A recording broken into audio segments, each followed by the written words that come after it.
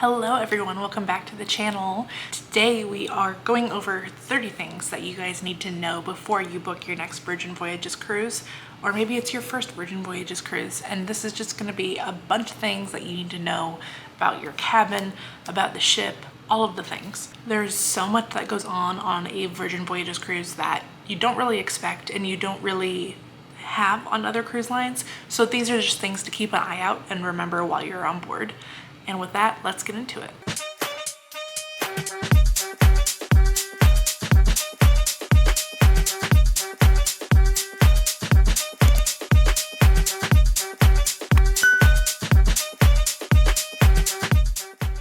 The first thing that I would say you need to do when you get on the ship is either when you're first getting on the ship, or if you're on a sea day and you're kind of bored of staying by the pool or don't want to go to any of the activities, make sure that you walk around the ship and actually take a look at the art. There is some incredible art on board this ship. They change it out every once in a while, and each ship has a different theme, different art curated for it. So definitely make sure that you spend some time and check all of that out so you don't miss it. There's a lot of really Instagrammable areas too, so if you're into that kind of thing, keep an eye out for those when you're walking around. I know walking into the manor is a big one. The hallway walking into Pink Agave. There's usually one right above the pool deck. On Scarlet Lady, it said something about champagne. It's got some greenery and a neon sign. So those are all over the ship, but there's also just some really cool art, like canvases and statues and sculptures and things like that, depending on the time of year you're going. And hopefully the seas aren't going to be bad while you're on the ship.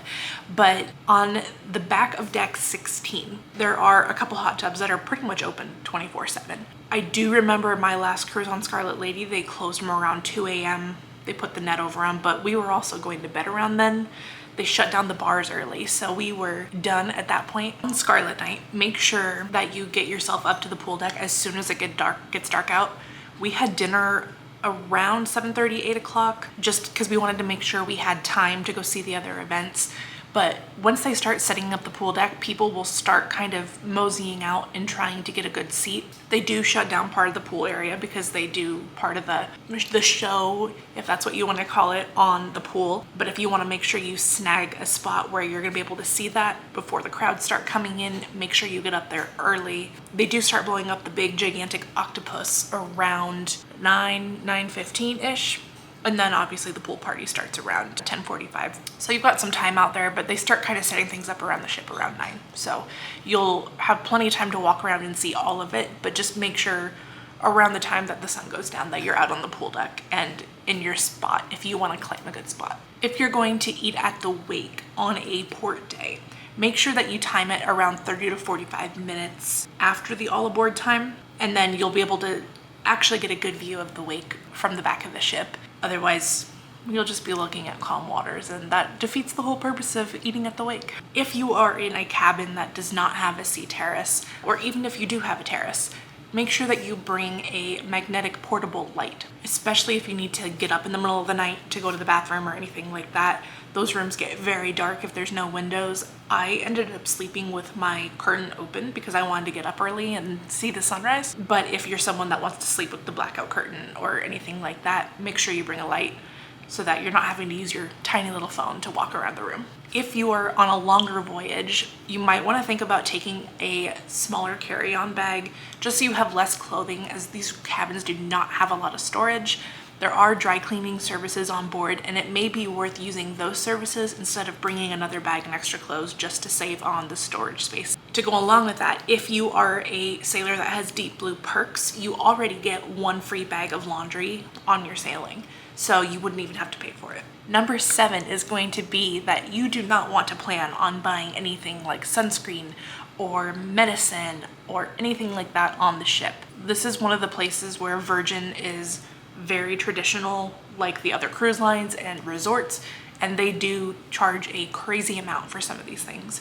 For example, a 4-ounce tube of sunscreen was about $30 last time we were on. So make sure you bring plenty, or if you don't want to bring it in your carry-on or your checked luggage when you're flying into the port, make sure you buy it at a convenience store beforehand and carry it on with you, just so you don't have to pay those ridiculous fees ahead of time. The restaurants in the galley are going to be part of number 8 on our list. They do have some pretty weird hours, so make sure that you check those before you head up there. Certain parts of the galley are not going to be open in the morning and certain ones aren't going to be open in the evening. They do change every once in a while, but for example, the burger place is only open between 2:30 and 6. The burger place is one of the ones that I know was changing on our last cruise, so just make sure you keep an eye on it in your app to see what times are best to go. Speaking of the galley, pretty much every day they've got a special going on at least one of the restaurants. So make sure you pay attention for that or ask about it while you're there, just to try something different that's not always going to be there. Number 10, the galley also cycles out desserts and pastries and things like that. So that's going to vary day to day. Just make sure you keep an eye out for the different things and make sure you try them. Number 11 is going to be for all you coffee lovers like me. The coffee that is in the galley, in the beverage area, is free. This is just your basic black coffee, cream, sugar, that kind of thing. If you don't need anything fancy, it's included in your cruise fare. If you are wanting something like me, where you want an espresso or a latte or anything like that, you will want to go to the grounds club, and those you will have to pay for, and it comes out of your bar tab. Also included is things like Twinings tea, so if you're a tea drinker, that will all be included as well. On your debarkation day, one of my favorite things to do is to go to Razzle Dazzle for brunch. You can actually get a full breakfast there before you get off the ship. We typically will book the latest debarkation time. That way we have plenty of time in the morning to get our stuff together, get packed, bring our stuff downstairs. But breakfast at Razzle Dazzle is great for a quick, easy breakfast, not having to deal with the galley, have a couple drinks before we head out to the airport. I believe you can also do brunch at the wake as well. That to me just takes a little bit too long and I would be stressed out. So I prefer to do Razzle Dazzle. But make sure you book that before you get on the ship. Do that when your dining reservation's open. That way you know that you have a spot before you disembark. Number 13 is one of the bigger tips that I'm going to give you. Virgin is different from other cruise lines in that they require that you have a passport to be able to board the ship. You can't board with just an ID card and a birth certificate like you can on Carnival and some of the other cruise lines. Every person that is sailing has to have a valid passport, and it can't be expiring within 6 months of your sail date. So before you book, make sure that your passport is valid, or if it's not and it's going to be expiring, make sure you get that reprocessed before you're sailing. That way you have it and everything's ready to go. You will be required to upload that information in the app during the check-in process. Number 14 is all about booking the events that are happening on board. This has changed a little bit over the years. If you sailed in the beginning, you'll remember that you had to book the shows, kind of like Dual Reality, things like that, ahead of time. Virgin is very good about listening to the sailors, and they heard all of our complaints, and they have moved to a more first come, first serve model for a lot of their shows. Things like It's a Ship Show, those you still have to book ahead of time once you get on board, but there's a whole bunch of other shows that are now going to be first come, first serve instead of booking. So you can do that as soon as you get into the terminal. Once you get through that outside area and you walk inside and you get into the check-in point, make sure that you log into the ship's Wi-Fi. That is going to connect you to the event guide and you'll be able to start booking right away. Now, some people have had trouble with this. Depends on the phone, depends on your Wi-Fi. Like, there's so many factors that go into it, but every time I've done it, I haven't had an issue. It's been fine. So it's definitely worth a try to give you a few extra minutes to try and do that before you get on board. Number 15 is for those of you that are in a room with a terrace. Your air conditioning in your room is not going to work unless your door is closed, your back door, and locked. It knows if it's locked. This is part of their energy efficiency and safety. Just make sure you keep that locked if you want to cool down your room. It is kind of a pain because, especially for someone like me that's from a very dry climate, you go outside and it's humid and your glasses fog up and it's a whole thing, and then you come inside and your air's not on and it gets hot in your room. So just make sure you keep that in mind when you're out on your balcony, or if someone else is out on your balcony and you're in the room, your air conditioning is not going to be on, so it does get a little hot. For Scarlet Night newbies, make sure that you wear an outfit that is red, that you don't mind getting wet. It's pretty much a guarantee that you're gonna get wet. The last time I went, it was raining. There was water going everywhere from the pool. People were jumping in the pool, fully clothed. They were dancing on the chairs in the pool. It was a wild time. So just make sure you're not wearing like your nicest red dress. Get something that you're okay with getting water from the pool on. If you are sailing out of the port of Miami, you can drop your bag off as early as 8:30 in the morning. There is a free shuttle that will take you over to Bayside. Bayside is a little shopping area. In my opinion, there wasn't much to do there, but if you're just looking for somewhere to go get breakfast, there's a Hard Rock Cafe. There's a few other things that are around. Great little walking area. So if you just need a way to kill time, that's a great thing to do. I prefer to not do that. We did it the first time, it was fine, but we probably wouldn't do it again. We prefer to hang out in our pool at our hotel, have some drinks, and then come like maybe an hour before. I don't think if you have a later boarding time, there's nothing to do there all day. So drop your bags off around 11, go hang out over there for a couple hours, have a couple drinks, and then go board. It's not an all day thing to be at Bayside. You are not allowed to be in the terminal until your designated embarkation time. So as you're going through the check-in process, they will have you select an embarkation time. Do not get to the port more than 15 minutes before unless you are dropping off your bags and leaving. You'll be stuck outside, and especially in Miami, it is hot and humid. So make sure that you are not coming too early. Otherwise, you're gonna be in a mood when you're stuck outside in a line and not moving anywhere. Now, I did get lucky last time and was able to board with my friends that were boarding about 30 minutes before me, but that's because there wasn't many people there and they were one of the last ones for their boarding group. So don't plan on being let in if you've got a group of people boarding at different times. Don't plan on that. Just assume that they're not gonna let you. It's very hit and miss, and it depends on the person that's letting everybody in. Now, for those of you that have cruised on other cruise lines and maybe are new to Virgin, number 19 is gonna be for you. Typically, when you go on a cruise, you have a boarding pass that you have to print out.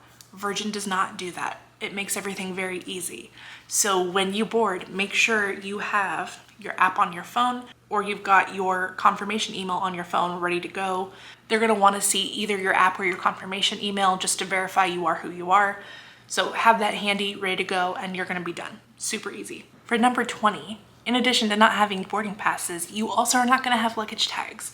So if you are someone that likes checking your luggage with the porters, you're not gonna have to print out your luggage tags and put them in the little plastic thing or anything like that. They're gonna do the same thing as what you do when you check in. Drop your bags off, show them your room number, they'll write it down and create your bag tags for you. No need to print anything out and keep track of them. Number 21 on our list is also for those of you that are checking your bags. Make sure that you bring a couple dollars in cash to hand to the porters that are taking your bags. Some of them do have Venmo available. I know when I cruise out of LA they do, but it's safer to just have cash. So just make sure you bring a couple bucks to give to them. They do not work with Virgin. They are employees of the port. So just keep that in mind. For those of us that have emotional support water bottles, make sure you bring those with you on board because it gets hot out there and you want to make sure you're hydrated in between all those drinks you're having. So bring your reusable water bottle. There's water filling stations all over the ship. It's a game changer. Unlike other cruise lines, you do not need to worry about the dress code in the restaurants. There are gonna be themed nights in the Manor, but not everyone goes with the theme. So if you feel like dressing up, or you feel like dressing with the theme of the night, feel free to go ahead and do that. But Virgin is very inclusive and wants everyone to feel comfortable. So wear what you feel comfortable in. I've gone to the wake and seen people in very casual clothing. I've seen people in really dressed up clothing. So it's totally up to you and what you're comfortable with. Number 24 is make sure that you join your sailing's Facebook group. It's super easy to find. Type in your ship name and your sailing date, and I'm sure you'll find at least one. But it's always a good way to meet other sailors that are on your ship before getting to the port and getting on board. Sometimes they even do meetups at the different bars. So it just really, especially for solo sailors, makes it easy to meet different people. Number 25, each cabin is allowed to bring 2 bottles of wine on board. Now these are not the big bottles. These are the standard 750 milliliter bottles. They do have to go in your carry-on luggage, but you are allowed to bring 2 bottles on board. Like other cruise lines, irons and steamers are not allowed. So make sure you leave those at home, but things like curling irons and hair straighteners, you're fine bringing those. If you do need a steamer to touch up any wrinkles on your clothing, you are able to ask your cabin attendant for a steamer from your little tablet in the room. I prefer to use Downy Wrinkle Release. I think it works fine. But if you prefer to steam your clothes, you have that option too. When you're on board, you just have to ask your cabin attendant. Number 28, there is no need to bring your own water on board. I know a lot of people like bringing their own pre-filled water bottles that are disposable. You don't need to do that. Your cabin attendant is going to make sure that you've got plenty of water in your room. They come by a couple times a day and will provide both still and sparkling water. And if you prefer one over the other, you'll be able to tell them that you prefer just still or just sparkling, and they'll bring you 2 bottles. So it's a really nice touch that they do and makes it really easy to stay hydrated. You won't have ice though, so if you're trying to refill your reusable water bottle, fill that up at the bar or out when you're around the ship, and leave the stuff for when you need something in the room. You do have a refrigerator in your room, so if you want to bring on soda, you can bring one 12-pack, put that in your fridge, keep your water in your fridge, however you want to do it, but you will have a little mini fridge in the room. It is very small though. Number 30 on our list is that you can bid on room upgrades. So once you book, as it gets closer, you're able to check and see if you're eligible for a room upgrade. And they'll give you kind of a range of where you can bid. For example, my next cruise, I booked a sea terrace cabin and I wanted to upgrade to a central sea terrace. My minimum bid, I believe, was around $25. And there was like a little sliding scale of like, okay, here's an okay bid, here's an ideal bid, and here's an excellent bid. My excellent top end of the bidding was $100. So I ended up just bidding the extra $100 to get the central sea terrace. And then obviously if you want to bid on any higher tiers, you can do that. I wasn't feeling that. I just wanted a better location. So that's what I ended up doing. And then you'll find out if you got your bid around 2 days before you sail. So if you're like me and you check the app constantly, you may see that room number update to your new room. If you get rejected, you'll get an email saying that your bid wasn't accepted. So either way, you'll know before you board if your bid was accepted or not. But it's a great budget-friendly way to try and get an upgrade. You don't have to bid, you don't have to pay if you don't get your bid, but it's a fun little thing to do before you get on board. That is it for today's video. If you have any other Virgin Voyages tips that I didn't think of, make sure you put those in the comments down below. Love to hear what everyone else has figured out on their own. If you are wanting to see more videos on Virgin Voyages, I'm getting ready to sail out here in a little over a month. So there's going to be lots of vlogs coming up, lots of new things, lots of new ship tours. So make sure you check that out. Hit the like and subscribe button to see more content like this. And if you are wanting to book a Virgin Voyage, I can help you with that. So make sure you hit the link in my description box below, take you to my website, you'll see all the information, or you can shoot me an email and I can help you get started that way. But thanks so much for watching and happy cruising.